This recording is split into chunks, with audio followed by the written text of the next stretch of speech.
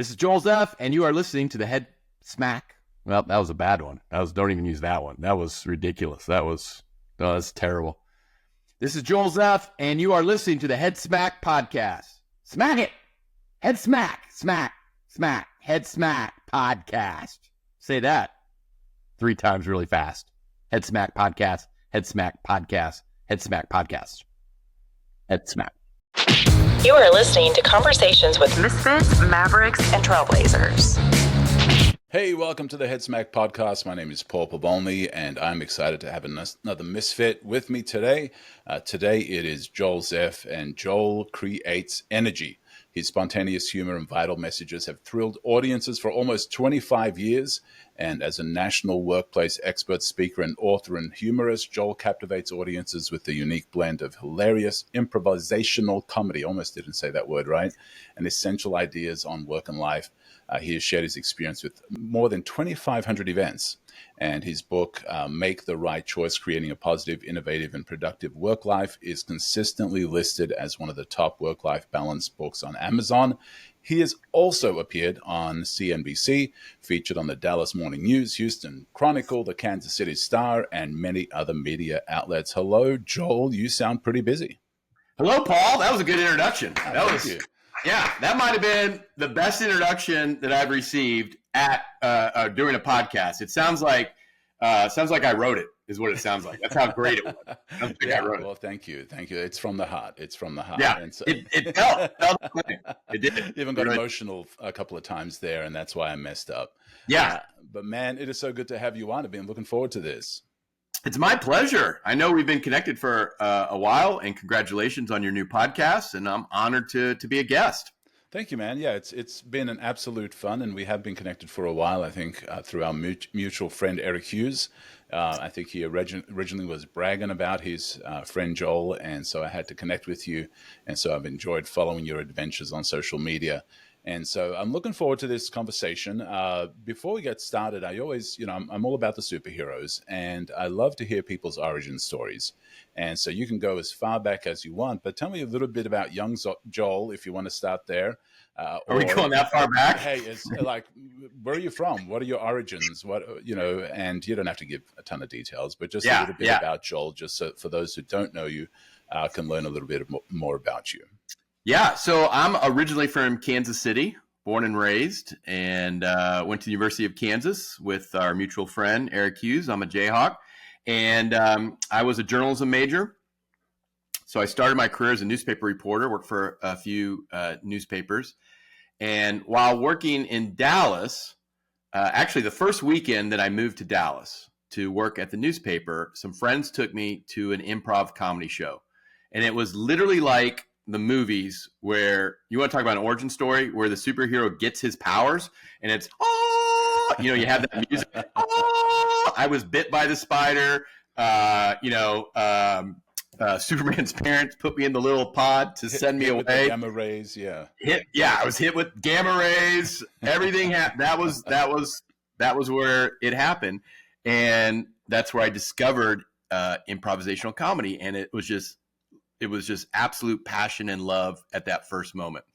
And so I signed up for a workshop because that's what they had workshops, and it was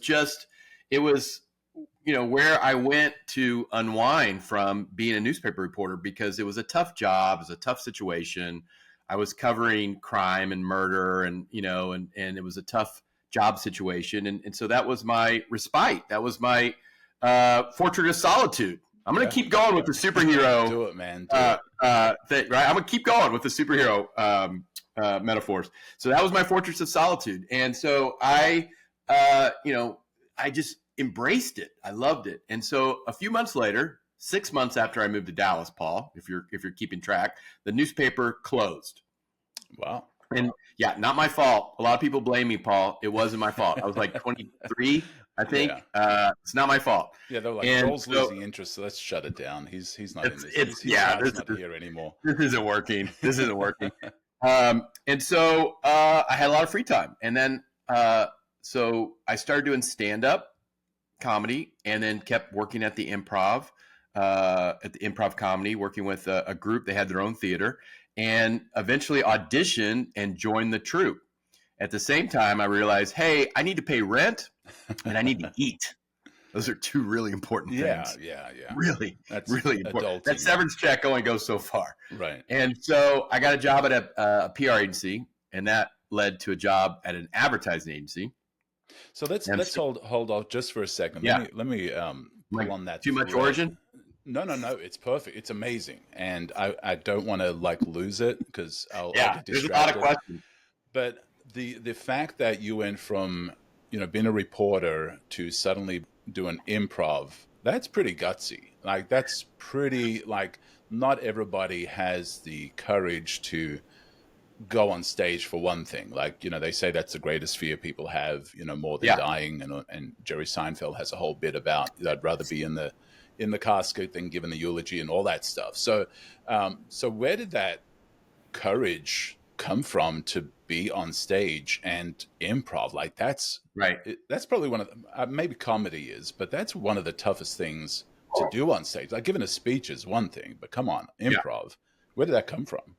So I was in high school. I was in theater, and there was two sides, like Two-Face in Batman. There you go. And except for one wasn't evil. And so one side is very responsible Joel. I need a degree. I got to find a career. And then the other side was, there was comedy. There was a comedian in me. In my high school year, I did a stand-up in front of the whole high school, 2,000 kids. Wow. Yeah. I did a stand-up routine where I just basically did, impressions of the principals and, made fun of the school. I don't remember what the content was, but I did well. So in grade school, you were the kid in the back row cutting up? Yes. All right. Yeah. So you've always been the attention. Yes. You've liked it. Yeah. Even in 8th grade, there was a talent show. I did a stand-up routine in 8th grade. Wow. In middle school. So that could have really damaged me. I probably am damaged. And so, I did in front of the 8th grade, I did this stand-up routine. And I remember like they ran out of time and we came back the next day and I was like coming up with new material. I'm like, well, if they're going to give me more time, I'm going to bring more material. And I remember, I think, I was doing impressions. I think I had some prop comedy. I don't even remember. I wish, to have video of that would be incredible. Right? Would absolutely be incredible. So it was always in me. And so when the paper closed and I had a lot of free time and a severance check and I started, why not? What else am I going to do? Right. How many times can you give blood? And marrow. And I was doing that too. I was doing anything to pass the time.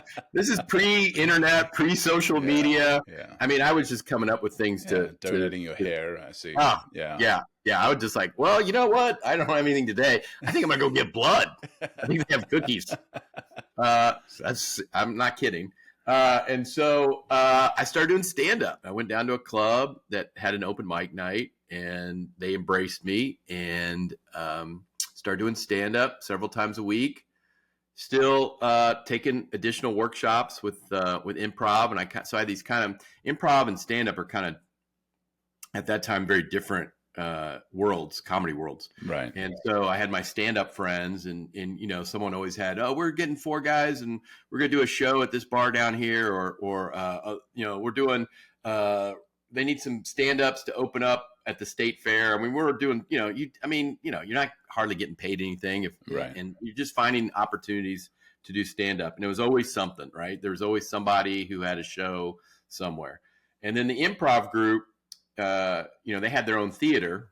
And so I originally took workshops and finally auditioned and joined the troupe and found that to be my true love, the improv.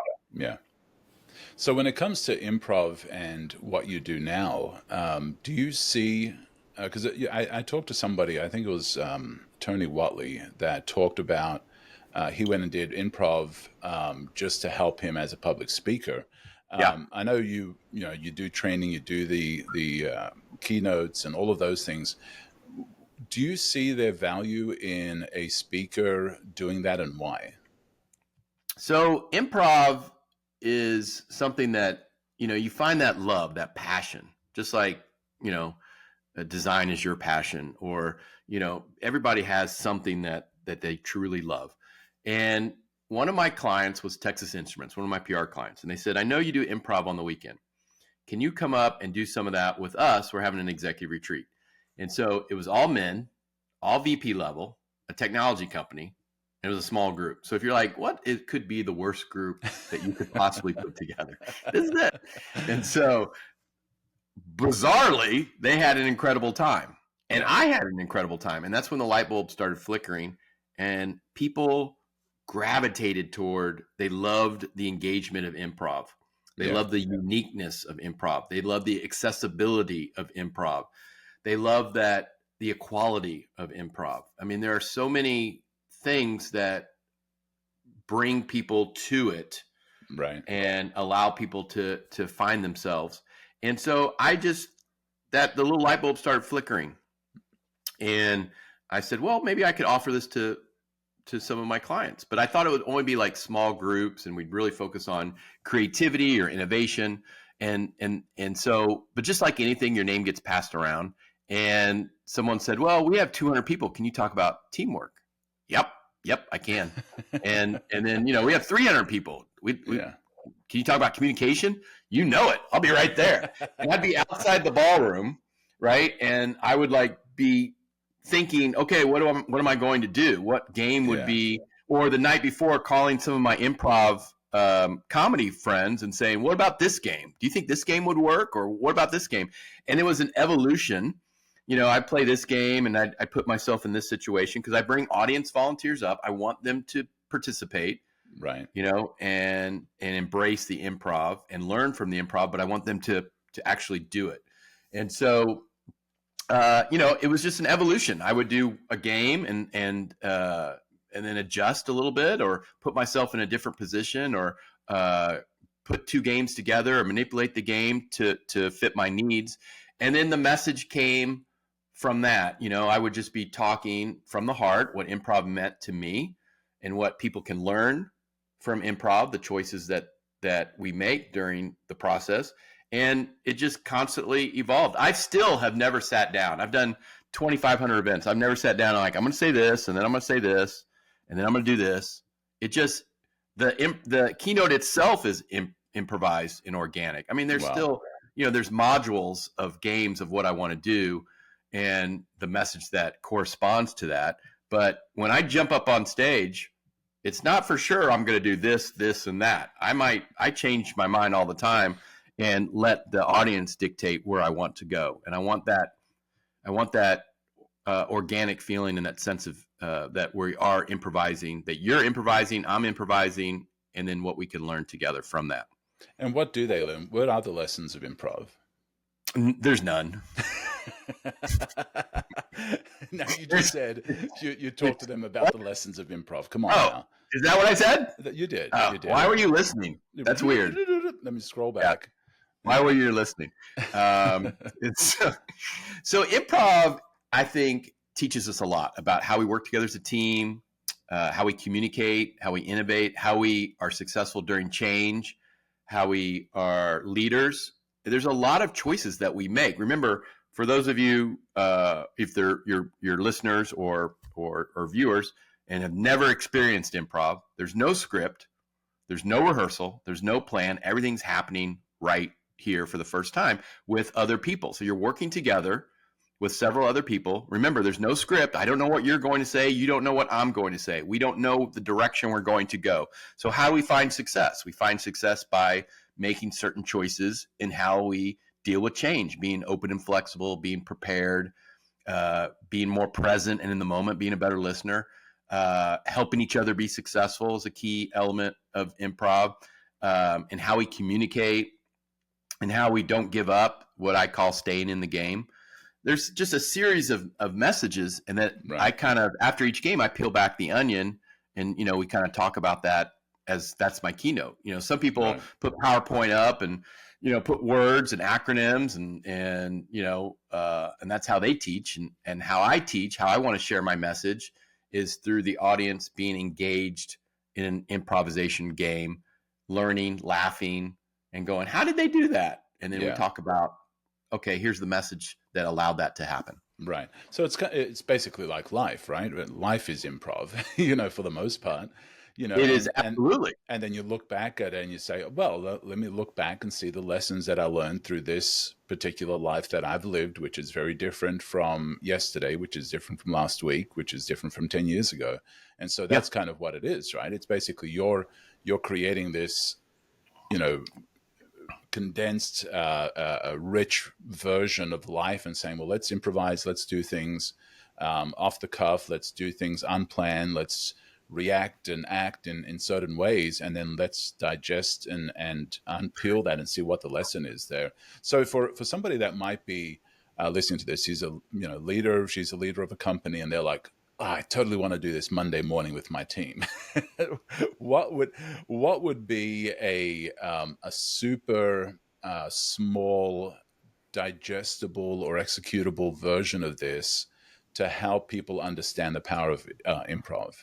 So there's lots of little games, and in my book, I talk about a lot of exercises and things like that. And actually, we can talk about this too. But the book, we're doing an expanded, revised. I don't know, the royal we, the publisher, asked me to write an expanded, revised edition that's going to come out in the fall, and new cover, new subhead, 5 new chapters, each chapter revised. And each chapter, almost every chapter, has ideas and games, and that you just mentioned. I think that's here's a great transition, great segue. So here's a game that is called Know It All, and you ask a question one word at a time. I'm sorry, you ask a question, you answer a question one word at a time. You can play this with 2 pairs. You can play it a million different ways, but let me. So if everybody paired up in this team, this fictional team at this fictional company, everybody paired up, and they're a 2-person know-it-all, and they talk one word at a time. So how are you doing? And the other pair, they answer one word at a time. I am fine. And then they ask the question, what is for lunch? And the other 2 people might say something like, we have a Groupon. I don't know. Is Groupon 2 words? Maybe it's hyphenated. And so they have a conversation one word at a time. And so, and then they can go find another pair, and they can talk one word at a time, and or you could do it as a trio. And what that has several outcomes that I like to share. One is how we work together as a team. Yeah. We help each other be successful. It's listening to your teammate. You can't anticipate what they're going to say, because you're going to anticipate incorrectly, and because you have no idea what word they're going to say or what word is coming next. And so you have to react and make the sentence better so your team is successful. And this isn't one team. All 4 are a team. And then the more they play, the more confidence they get from each other. They trust each other. They find success. They say a sentence that's creative or that makes sense. And it's not just the pair that were successful. It was the pair that asked the question. They all kind of are part of that success. They all rejoice in that, because what did they do? They took responsibility. They all took. You can play this game and mess up literally every moment and go, I don't know what to say next. And everybody giggles, and it's fun, because that's the goal. We want everybody to have fun. Right. But if you take responsibility, you take ownership, you're accountable, and you really listen, you want to help your team be successful, and you work and you say, okay, I'm ready. I'm going to react. I'm going to say a word, create a sentence. Then all of a sudden now you're successful. Yeah. Because everybody took responsibility. Everybody took ownership. And that's a big part of improv, is helping your teammates be successful, being a great listener, being very present and in the moment. We're at our best when we're in the moment. And improv forces us to be present, right, and really listen to our team. Now, isn't there a rule of when somebody says something or asks something, you have to answer or respond in a certain way? And I wish I remember it, because now I feel like I don't know what I'm talking about. But no, you're right on. So yes, and that's the most popular, I think, when people talk about improv, and that's usually the most popular element that people react to. And yes, and means if you say, "Hey, let's go rob a bank, Joel. I have to say, yeah, Paul, let's do that. Because if I say no, end of story. We don't, where do we go from no? There's Right. there's nothing. Now I can say, Paul, if we rob the bank, we might go to jail, but we have to build on your idea. You introduced the idea that we're going to rob a bank. Now I have to build on that, and how I build on that. But if I say nope, not going, then it stops. So yes is yes. I'm agreeing to your idea, and then I'm going to build on it. Yeah. What I find, though, in my keynotes long ago, I decided that if I said yes and to a corporate audience, it was difficult to process. Yeah. Right. You're not going to run around a company going, "Yep, let's do that." Yes. It just doesn't make sense. So what I did is I kind of divided it. Yes to me means positive support. Yeah. Right. Okay. Be supportive of each other. And so I really talk about that support. And to me is about opportunity. Right. Building on creating that opportunity and finding success within that opportunity. And so I change how I talk about that. It's still within what I am trying to share with my audiences, but I want to take, I'm filtering it through my experience, and so it's accessible to the audience. Yeah, and I would think even in a corporate environment, maybe an alternative would be okay, or, and so, it's just a different variation of that. You're not even really necessarily agreeing. You're saying, okay, or we could do this, here's another version of that. And so I just thought of that, by the way. That's called improv. And so I love it. That just popped in my head. I'm going to write it down. Nailed it. I'll probably tweet on it later. Nailed it. And so, you mentioned about going into a PR job. Now, the magic harmonica and losing your job, when did that happen? Did that happen from your newspaper, your reporting days, or was that the PR? Paul, you've done your research, and I'm proud of you. Well, thank you. The magic harmonica, which I have right here. What? That is the actual magic. How is that? Yeah. It's. I have it ready. Not every podcast, Paul. Not every podcast. Yeah. I just don't throw it every time. Did you hear it? How's the microphone? Amazing. So I bought this. I went to a lecture while I was in university. I don't remember the lecture. I'm guessing it was a harmonica player. I don't know. So but I know I bought this in college at a lecture. And so I have no musical ability, Paul. Let's just start right there. In fact, I'm tone deaf. I have none. I love music, but I don't have any ability.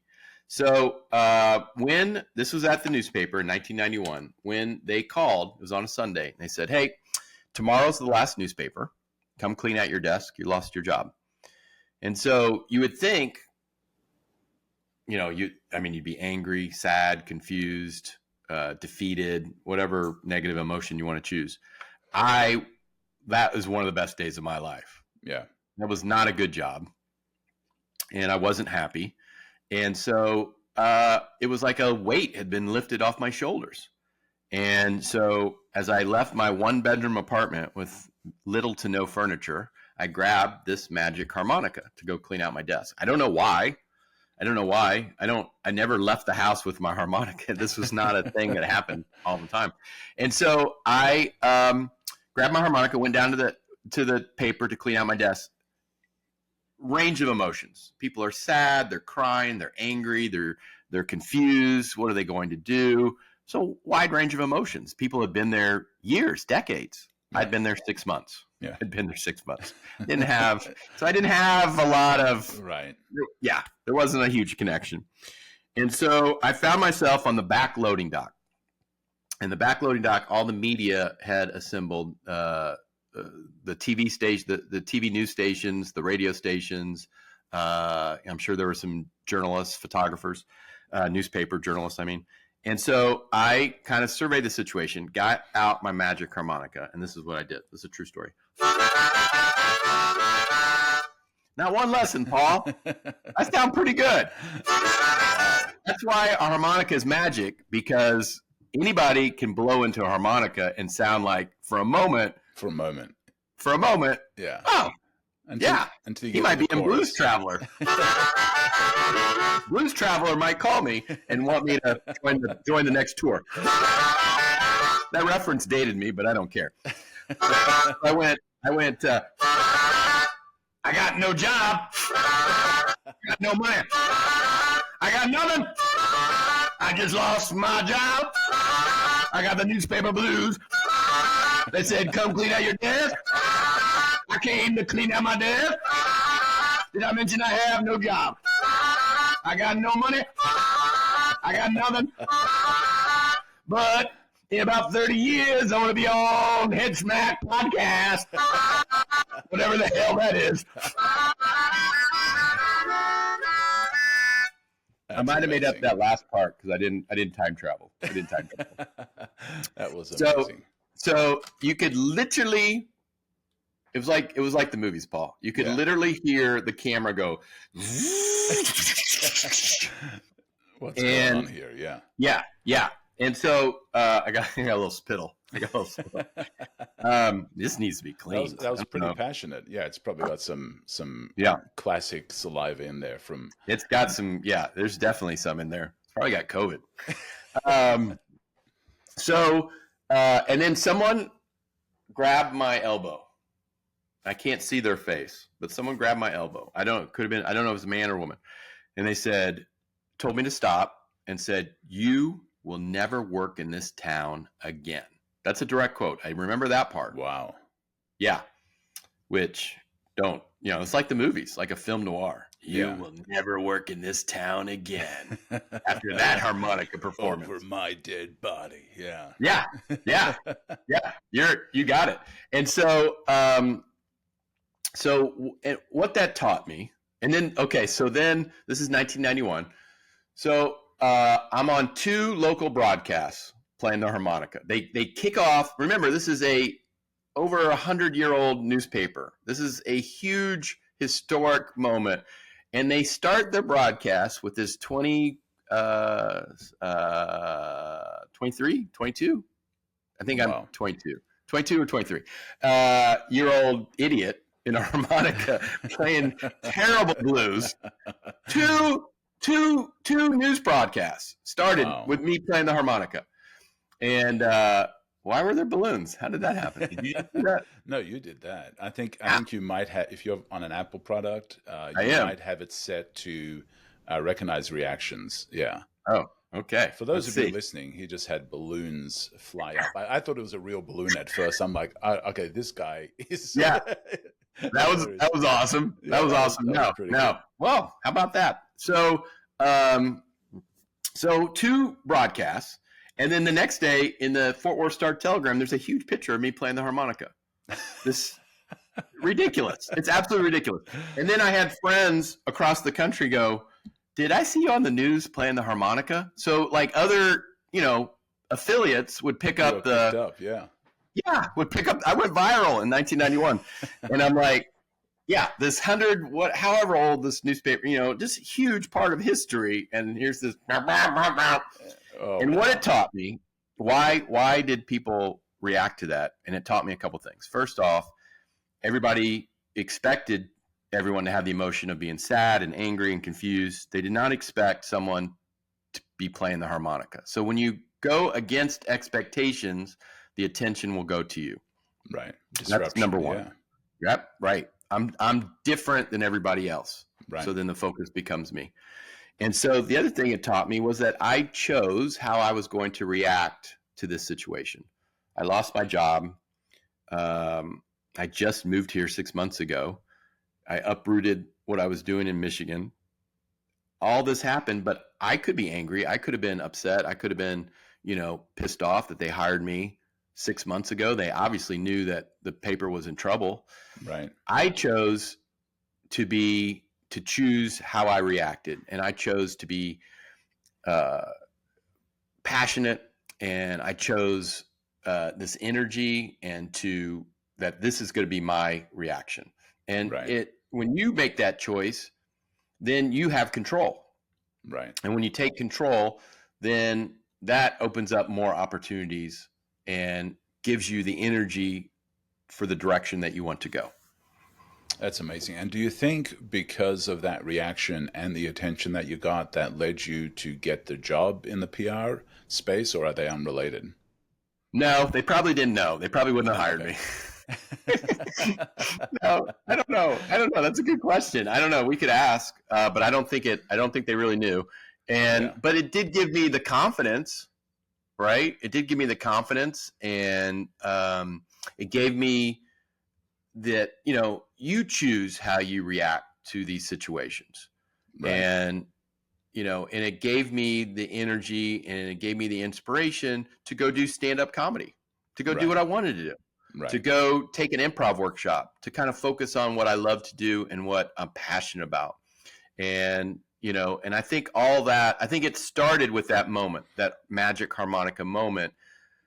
I didn't necessarily know how I was going to get to where I was going to go, but that was the beginning. That was I'm on the road. And that sounded like it was also a transition from reporter you to who you were to become for the next 30 years, right? That was Yeah. that was the big moment, that you were closing that door to reporter me with my, hey, tell me the latest news, what's going on, with your little notepad and your hat with the little thing in it, and suddenly you became the person that you would become for the next 30 years. In that moment, it was like almost your leaving Smallville moment, and that's pretty amazing. Yeah. I liked your impression of a reporter. Hey, what's the news? Yeah, what's the latest? Stop lying. Hey, you tell me what's going on. What's the word, Woody? The facts. Nothing but the facts, man. Nothing but the facts. I got to print the facts. I got a deadline here. And so, I think it was to embrace my silliness. Yeah. And whimsy and fun. And because that's what my career as a keynote, as an MC is about, is bringing that energy and bringing that fun to these events. Yeah. And embracing the silly and embracing the whimsy, and that it's important to laugh and important to play and important to have fun, even though we do serious work. Yeah. At serious jobs, and we're serious people, but we still have to have time to laugh and have fun and embrace that play. Yeah, and for some people, they probably didn't realize that was an actual thing of actually being a professional MC. Of keynote speakers, people know about keynote speakers. You have those happen, you go to conferences, but actually being a professional MC of events, for some people, they're like, what? That thing exists? Like, so tell me, for that person that's like, okay, I'm kind of the class clown too, and I would totally have done the harmonica thing. Tell me a little bit about what that means and what getting into that space would even look like. I didn't really know it existed either. It was new to me. I didn't even know speaking was a thing. I always say speaking chose me because I didn't even know that it was an option. It was a career. They had these huge conferences, and they had speakers and MCs. And so, just like anything, you do a great job, your name gets passed around. And so I would have clients, even before I started MCing, they would ask me to do things like maybe at their trade show, or we would do a video, or, that would incorporate the fun and incorporate just me doing me. And so that eventually led to being asked to MC. And so, you have these big conferences, and to have somebody that is the transition, not just, and MC means a lot of different things. Sometimes it's very traditional, where you're introducing speakers, or you're introducing various aspects of the meeting, or you're doing announcements, or maybe giving out some awards, the very traditional. Right. And then sometimes, most of the time when clients bring me as the MC, we start coloring around the edges. And so I start using some of my improv games, and I start incorporating the humor and the fun and the audience engagement as little breaks throughout the day. Maybe, it's a couple times, maybe it's once a day during the session, maybe it's a couple times, maybe it's throughout.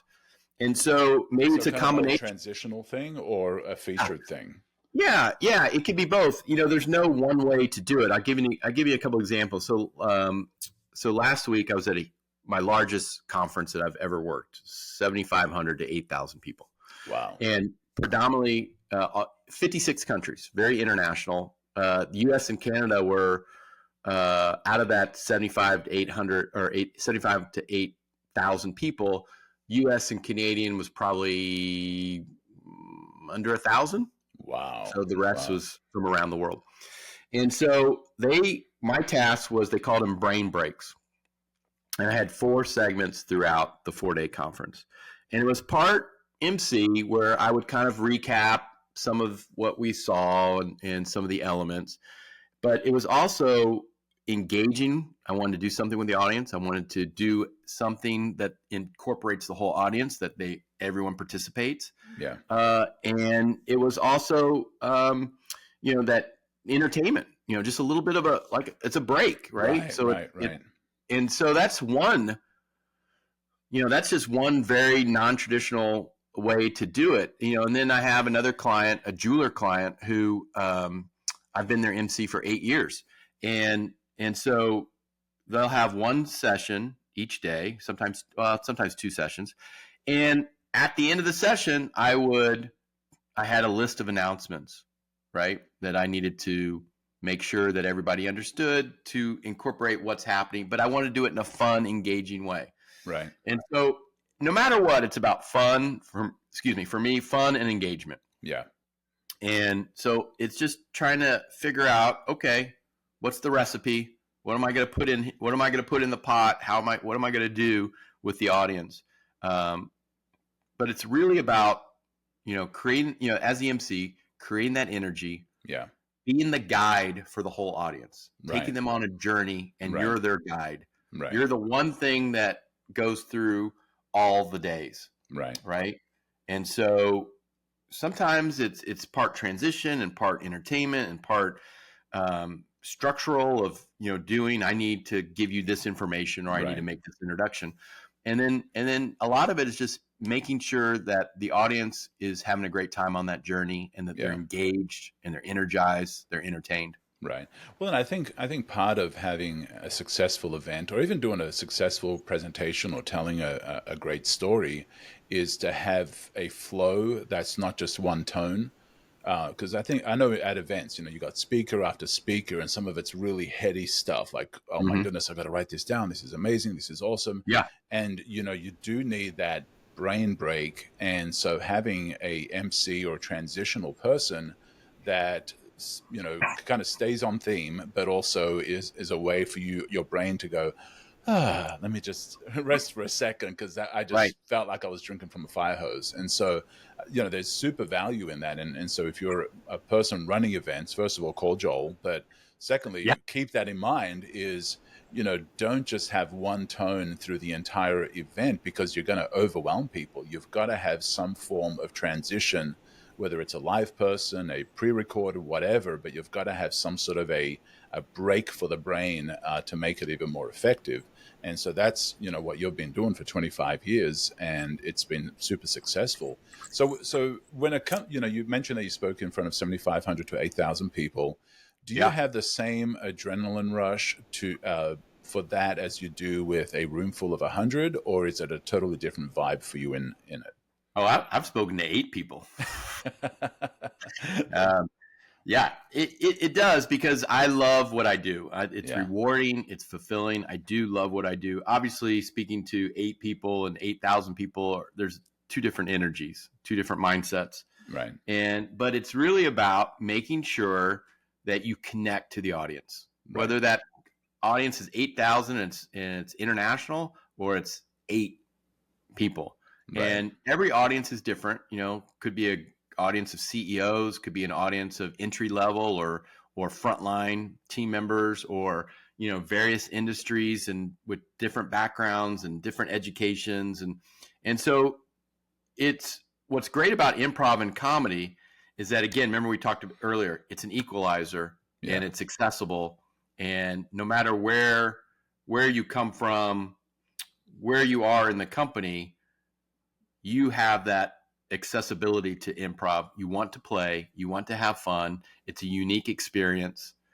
I don't know what you're going to do and I don't know what I'm going to do, but let's make some magic together. And taking, let's say, what I really love is taking like a manager or a VP and then maybe a frontline team member and put them together in one exercise.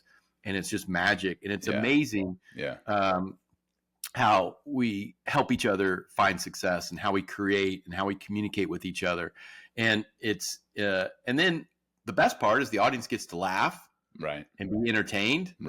And I'm being entertained too. I mean, I've seen, look, the best thing I can have is an audience member that comes up on stage during one of my keynotes and they just go, they're incredible, right? They're hilarious. And I'll just take a step back, let them be a star. If they're believe me, if they're great, that's going to make me look great. And sometimes I have an audience volunteer that may be a little tentative and needs a little support, and I'm going to get involved more and do more in the game to help bring that success out, because no matter what, I want everybody to be successful. And so, the energy of being on stage for me that's what I'm after, right? That's what fulfills and rewards me. And as I say many times, when I'm on stage, I'm not charging. I don't charge to be on stage. That's not what you're paying for. I'll do that for free. I did it for free when I started. What I charge for is to travel, be away from my family, sit next to the annoying person on the airplane, conference calls, accounting, the meeting with the committee. That's what I charge for. Wow. The time on stage is free. Wow. That's a good perspective. I like that. I hadn't heard anybody say it that way. So, you talked about, getting on stage and just doing it. Has there been a time that you didn't feel it? And what do you do to get over that? One time I had food poisoning and I was feeling something else and I walked off stage. And I was like, I tried for like 5 minutes. I told the story the other day, like 5 minutes. And I was like, I'm either going to die on stage, projectile vomit on the front row, or pass out, or all three. And so they'll never forget it. I wouldn't either. And so I was like, I can't do this. And I walked off, and they were like laughing and clapping. They thought it was part of the show. And the client knew I was sick because I told her that something was wrong. And so I left. I'm sorry for that sound effect. That was the wrong sound effect, Paul. And so, no, even when you may be tired or you're not feeling 100%, your adrenaline and endorphins take over, and the audience will also create that support. And I talk about that when I bring audience volunteers up. The audience laughs and applauds, and I have audience volunteers on stage, and you could see their eyes and their body language and their confidence. They do more. And then what happens? The audience laughs and applaud, and then they do more. For me, I'm a professional. I'm going to do it. But that laughter and applause is going to help me too. And it creates that endorphin, the release and the adrenaline release, and which does not overcome food poisoning. If you have a cold, it will overcome that. Like if you have a cough or something, it will overcome that, but it will not overcome food poisoning. And you'll probably crash afterwards, like the adrenaline. Like you absolutely do. The cold, the cough, adrenaline, and then you crash. Do.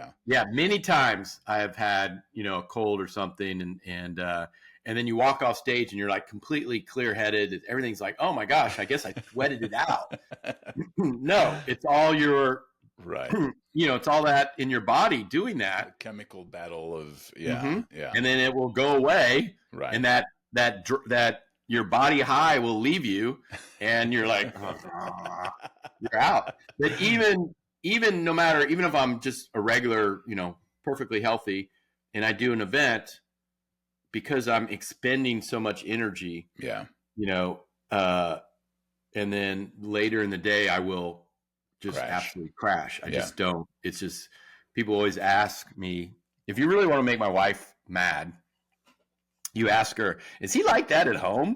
And steam will come out of her ears and fire. It will.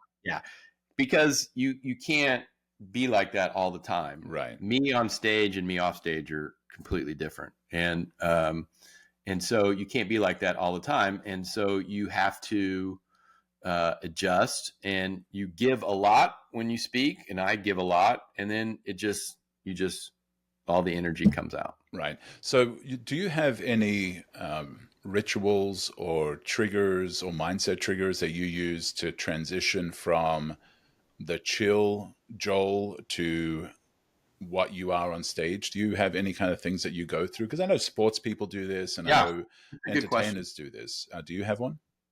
I don't. I think it's really just the moment I walk on stage. Yeah. And I say this many times. I don't know how donuts get made. I just know donuts are going to get made when I walk on stage. Yeah. I don't know what's going to happen, but I know when I leave, there's going to be donuts. Yeah. And so it's really just my natural. That's my superpower. Yeah. Yeah. And I can't necessarily explain how that happens, but that is, and it's about making that connection to the audience and entertaining the audience and giving them everything and creating that energy. And you got to remember, so my speaking career in the neighborhood of 2,500 events, probably more. And then when I was doing improv, I've probably done 5,000, 6,000, somewhere in there, improv shows. Yeah. And then let's throw a couple thousand stand-up shows in there. And I'm probably low on all those numbers. And so it's a whole lifetime and career. And I'm not even talking about being in front of a camera, doing commercials or videos and, doing all that. And so it's been a lifetime and a career of when it's time to go, it's time to go. Right. And, right. Yeah. So stepping through the curtain is like, I guess, Superman stepping into the phone booth. Like, reporter. I like that with the superhero metaphors. Yeah, there you go. Yeah. Reporter is over. Now it's time to step in my superpower. Yeah. There we go. And so that's your life. Yeah. Reporter over. Time to be Joel Zeff. I wish I had a bat cave. That'd be cool. We're really focused on DC. I'm more of a Marvel guy, to tell you the truth. Well, and I forgive you for that, and we can continue. There's no reason to stop at this point. You got Hulk and X-Men right behind you. I'm looking at Marvel right behind you. Oh, I'm a superhero fan. Superman is my favorite. But I'm not a superhero geek, and so like I couldn't tell you anything about the comics and his issue whatever did this. Yeah. I'm a fan of superheroes, so I don't care if Marvel, DC. I love them all, but I do lean DC though. That's what I kind of grew up on. Yeah.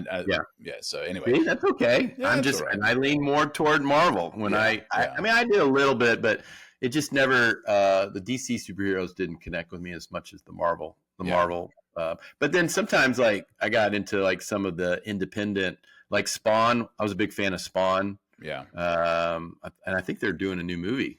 Or they keep talking about a new movie. I could talk. We could do comic.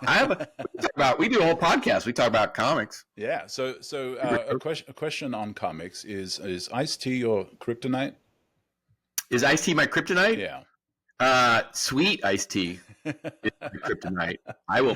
I'll spit it out. I love Ice-T. Yeah. And I can't. Sweet iced tea is absolutely my kryptonite. I can't stand it. I can't. There's nothing that makes me more unhappy than sweet iced tea. And the same token, what really makes me happy. When you say, tell me your happiest moments in life. When I'm at a restaurant and the server brings a fresh iced tea without me even asking. Boom, puts down fresh iced tea. And I go, every time I go, let me tell you something. That is one of my happy moments in my entire life. When somebody brings me a fresh iced tea without not a refill, just fresh, full, brand new glass, new ice, everything. And I go, I can't even tell you how happy that makes me. I mean, that's like being on the best roller coaster, right? Yeah. And you're like, oh my God, that was an incredible roller coaster. Those moments. And you got when someone gives you a moment like that, you have to acknowledge and tell them that you just gave me this incredibly happy moment. Yeah. Makes them feel good. So talking about happy moments is great. What are some moments? Has there ever been a time when you've been on stage and you like they did not react the way you wanted them to react? Like it absolutely bombed, Yeah. and you were like, I'm never bombed. not bombed. The reaction was not at the Yeah. scale of your intention. Yes. Yeah. Of course. I can tell you many stories. Most of them start with the audience was drunk. So I remember doing this sales group, and they kept pushing my time back. And it was like mostly men. They'd like been golfing all day, and they're like hired me to be the evening entertainment. And I probably wasn't at my best anyway. So it was but they were loaded. When I say loaded, they were gone. Yeah. Because they kept pushing my time back, and I wasn't happy. They weren't happy. Nobody was happy. Yeah. And I was like, I'll never get hired by these guys again. And got hired by them a million times because I don't think anybody remembered. Everything was new. Yeah, they didn't remember me. There's times like that it's very few and far between, and usually it's extenuating circumstances. And how do you recover? To tell you the truth, I just go bigger and louder most of the time. It's like something's happening that I don't like, I'll just keep going, louder. I just keep going big and loud. Like I force you to listen. Right. Like you are not going to get away from this. Yeah. This is just going to be, I'm coming in like a bull. Just you bull rush it. Yeah. You go all toddler, right? Like, don't ignore me. There was tension. Yeah. Yeah. I told you about the time I walked off stage when I had food poisoning. There's one other time I walked off stage. So twice in my career. Yeah. That I walked off stage. I was doing this event, and let's preface it with I gave them a really good deal, and I made a special thing. I like flew in, and I had to like fit the event in between a couple other events. I made a special deal, and so it was at a convention center, and in the convention center they had set up, the stage, and they had the audience, and then surrounding the chairs was a trade show. Okay, wow. It was a trade show. Yeah, booths. Trade show.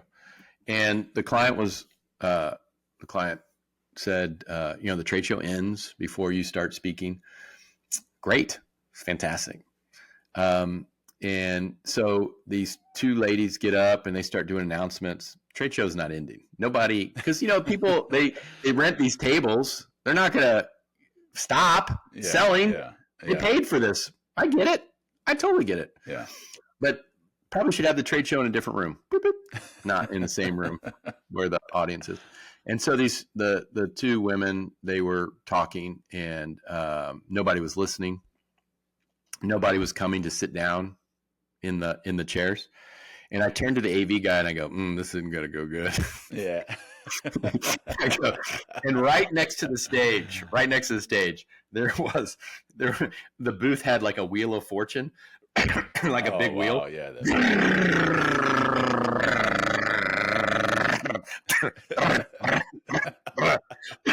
Like right next to the stage. Yeah. So people could win a koozie or whatever they're winning. Oh man. Sounds ideal. Yeah. I'm living the dream, baby. And so I just remember turning to the AV guy and go, this is not going good. He's like, dude, I know. And the ladies were supposed to shut down, try to get the trade show to shut down and get everybody to move to the chairs. It was not happening. Yeah. And so they just go full bore and introduce me. And so I get up there, there's probably like 8 people sitting in the chairs. And, I'm going to give it a shot. I'm going to try. I'm going to help. Yeah. So I went with it, I went with the fun way. Hey, the trade show ends. Come on over. We're going to start the program. I think I even might have taken the microphone and like went into the audience to the trade show. I'm like, hey, do you guys, if you could just put down the pens and the stress balls or the koozies just for a minute. And remember, Wheel of Fortune's not stopping. And so then I and I started getting a little, like a teacher, okay, it's time, pens down, right? That wasn't working either. Oh, wow. So I tried speaking. I did about, I don't know. I did like I did an improv first game. And the people that were sitting in the audience, they were loving it. But the problem was they couldn't hear anything because, and it's concrete, it's a convention center. The sound's like bouncing everywhere. Right. It's like trying to do a keynote in the middle of like a busy restaurant. Doesn't work. Right. And then so, and the guy with the Wheel of Fortune would not stop. I mean, it was just, oh my gosh. And so I was like, you know what? I go, it's not fair to you, the audience, it's not fair to me. So I'm going to step off. And if we can get everything situated, I'll come back. And if not, I'll see you guys later. And so I walked off. Wow. Yeah, walked off, gave the check back. Said, don't worry about it. I go, you want to call me again when you have a better situation? I'll do it for free even. Yeah. I'll even come back and do it for free. Yeah. And it's just, you have to have value. Right. You have to value who you are and what you do. Right. And it's in the contract. You have to provide this space, and this space has to have A, B, and C, and and I have control over this, and you weren't doing that. And it was not fair to me, the audience volunteers that I'm bringing up on stage, the audience, not fair to anybody. And so I'm like, I have value. And that was it. Yeah. I walked off. So for somebody else, you mentioned the contract. For somebody else that's like, man, this sounds amazing. I want to do this. What would you recommend? Part about walking off stage? That does No. Being a keynote, being an MC, doing these kind of events. It's for some people, it's probably opened up their minds to the opportunities that are really out there. What would you recommend to them for getting into this? Like, you're 25 years down the road. What would you recommend to them for doing this? I think if people want to be a speaker, you have to do two things. One, you have to have something to say. And two, you have to say it well. And there's a lot of people that necessarily don't do both of those things that try to have a career and may have some form of career. But those are the two things. And want to do it. I think I find too many speakers, I meet kind of the new generation of speakers, and they got involved in it because they put something on YouTube and, got some popularity or whatever. They're not doing it because they have something to share. They're doing it because, I'm going to create content and I want income, Yeah. And it's you have to have something to say and want to say it and want to share it with the people, with the audience. And, like I said, I'm on stage. I do it for free.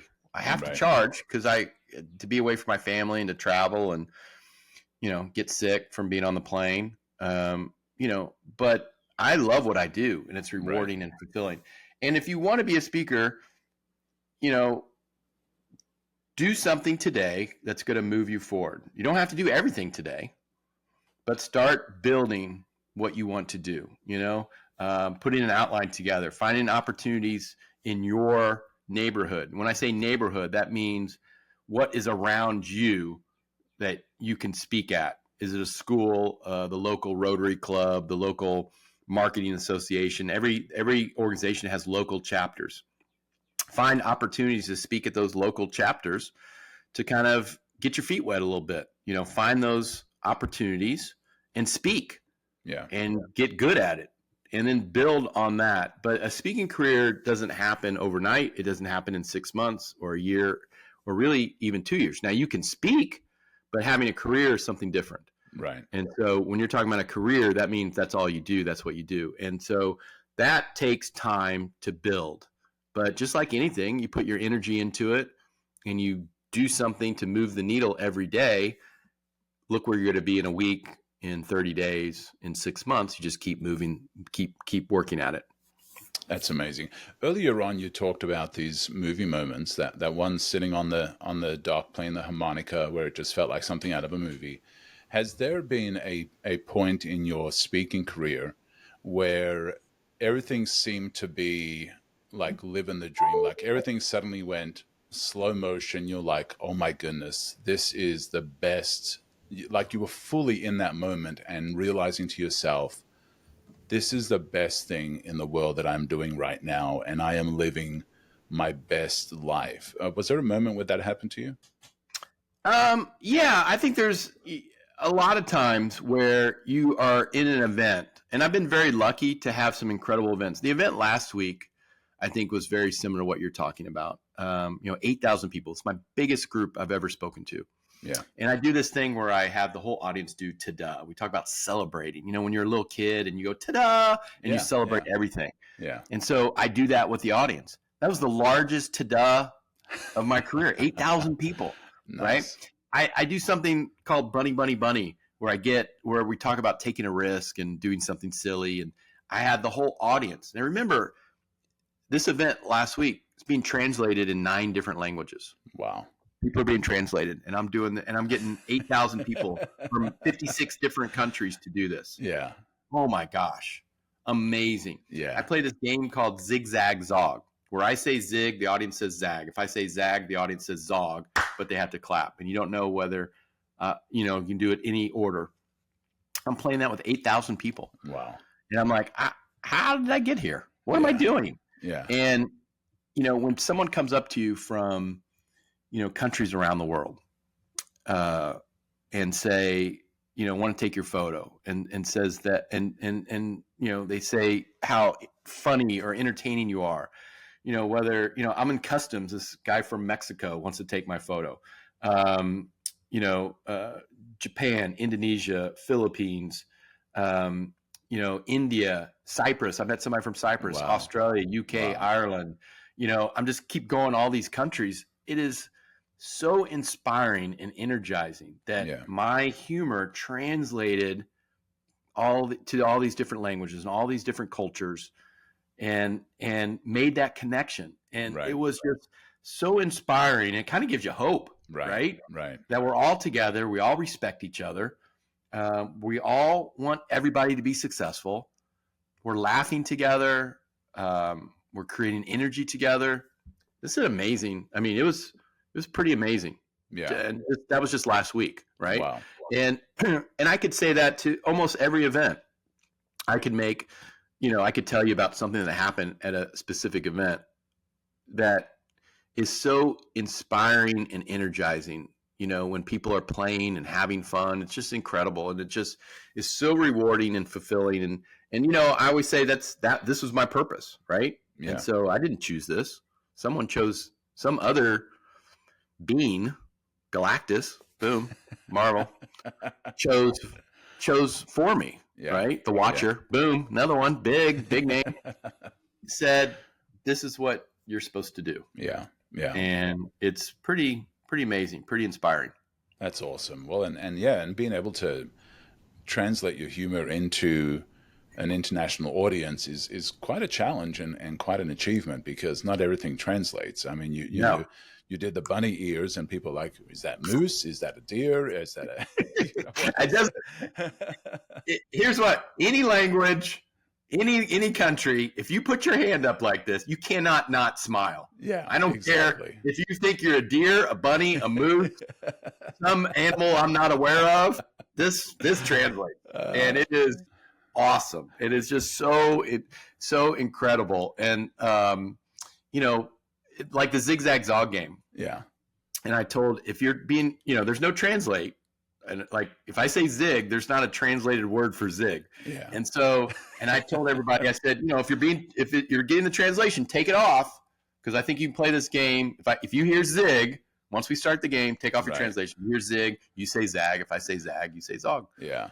And so we're doing it together. This whole amazing audience. It was just it was absolutely one of the coolest moments of my career. And I've had a lot. I've been very fortunate that I've shared the stage with lots of cool celebrities and seen some amazing speakers. I mean, I can look on my phone and, people that I've met are, Olympians and astronauts and,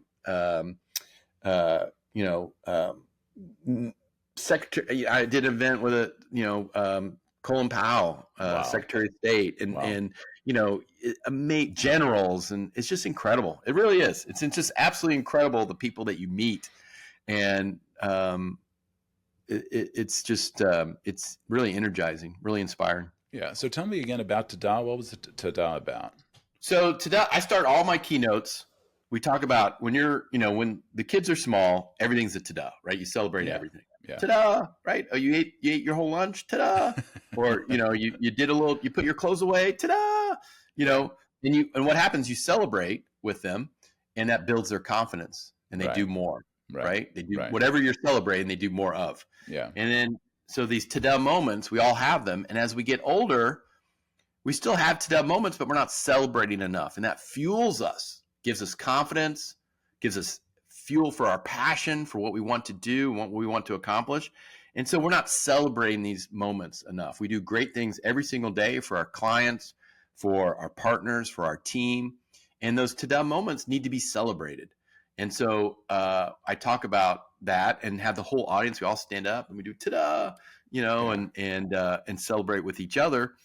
And these are just, it fuels us. It creates this energy. And that's how I start all my keynotes, that positive support and that energy. And then we start talking about the different improv games and the different messages.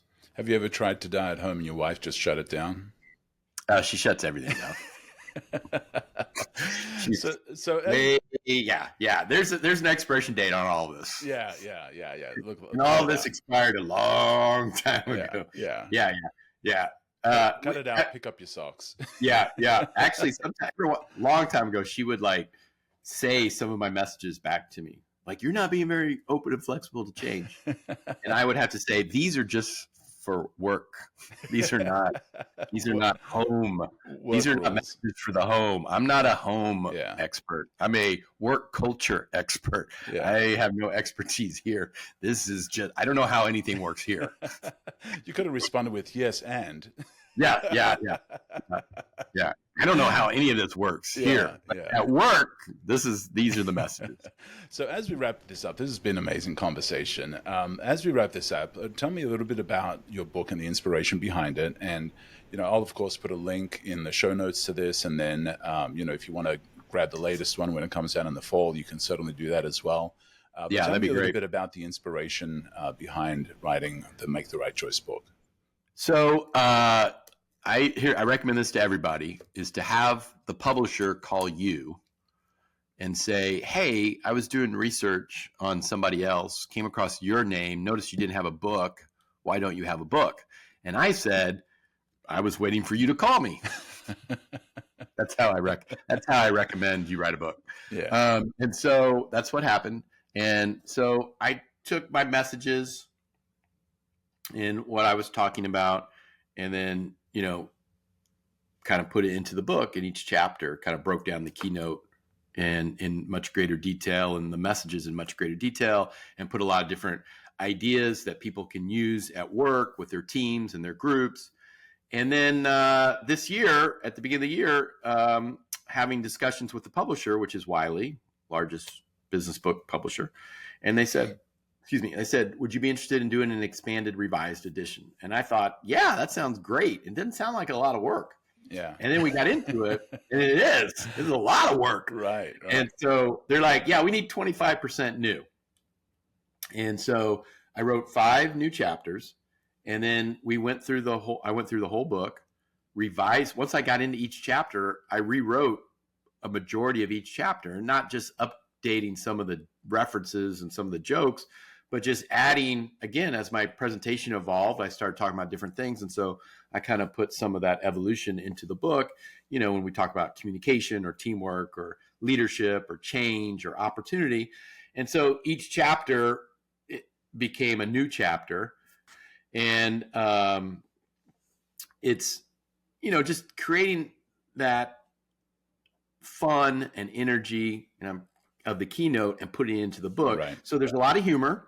I want it to be fun. I want people to be enjoyable. Let me, if I can't, there it is. I'm trying to get the new, this will be the first podcast. Can I show the camera? Can I show what you can. There will be a video version and there will be an audio version. This is And what the new...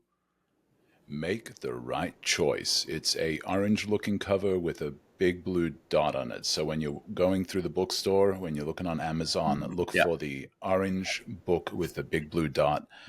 Make the Right Choice. And we changed the new subhead is Lead with Passion, Elevate Your Team, and Unleash the Fun at Work. Nice. Well, that sounds good. That sounds really amazing. I'll be getting that for sure. That sounds good. That is awesome. And then it says fully revised and updated with the spirit of Tada. That's the little blue dot. Nice. Yeah. Nice. Yeah. So very excited. Also, I just showed your whole podcast that I still have an iPhone 7. That's cracked. That's cracked. That's cracked. And it's got some miles on it. Yeah, I'm waiting for the 16. I'm sure it's going to be amazing. And so how do people get a hold of you? If they want to get a hold of you, if they want to follow your journey, if they want to see some of your stuff, what's the best way to do that? A couple different ways. My website, joelzeff.com, and a new website, brand new website, will be launching hopefully next month. Better be next month. And so I have a new website launching next month. And LinkedIn is a great way to connect with me. That's my number one social media. Okay. It's LinkedIn.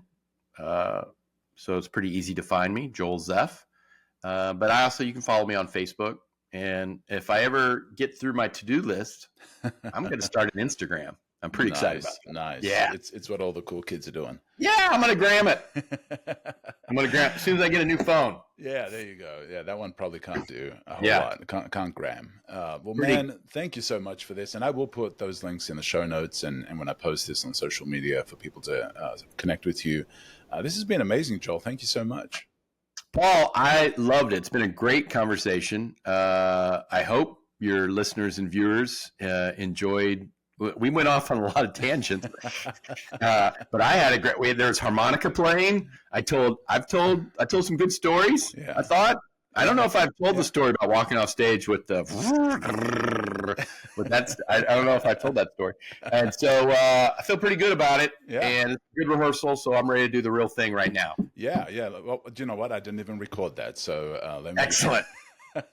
Well, we definitely did the improv thing. We did take quite a journey, and there was a lot of we did. yes and or okay or.